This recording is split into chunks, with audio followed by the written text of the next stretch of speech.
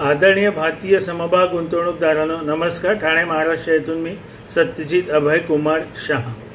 एक महत्त्वाची गोष्ट आपणा सर्वांना सांगायची, बहुतेक म्हणजे माझ्या संपर्कात जे आहेत अथवा माझ्या ELM अथवा समभाग गुंतवणूक साक्षरता मोहीममध्ये जे जोडले गेले अथवा जे माझे अनुयायी आहेत म्हणजे फॉलोअर्स, तर त्यांनी गेले अंदाजे 1 ते 1.5 वर्षापूर्वीच समभाग गुंतवणुकीला सुरू केलेला आहे।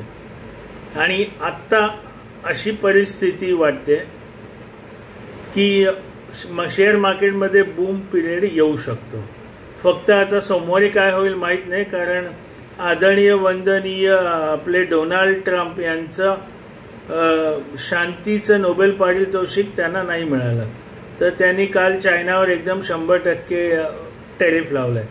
तर त्याच्यामुळे काही सोमवारच्या शेअर मार्केटमध्ये काही घडामोडी घडू शकतात। पण आता हे कसं आहे ना, रोज रडे त्याला रोज मरे त्याला कोण रडे असं झालंय। त्याच्यामुळे आणि भारतीय समभाग गुंतवणूकदार रिटेल इन्व्हेस्टर सगळे आता हुशार झाले आहेत, म्हणजे मॅच्युअर झालेत। त्याच्यामुळे एवढा फरक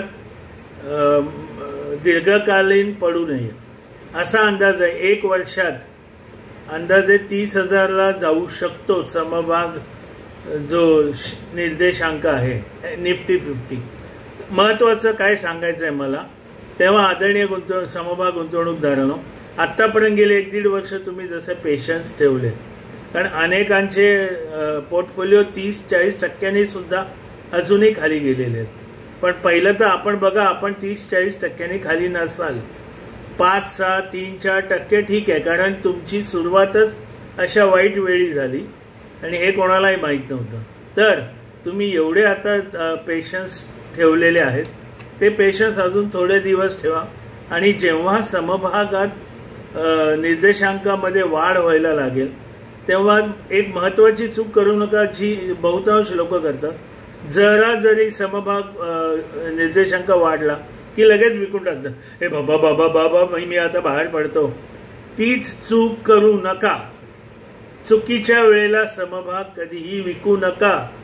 जेव्हा कमवण्याची तुम्हाला संधी असते तेव्हाच तुम्ही बाहेर पडणार।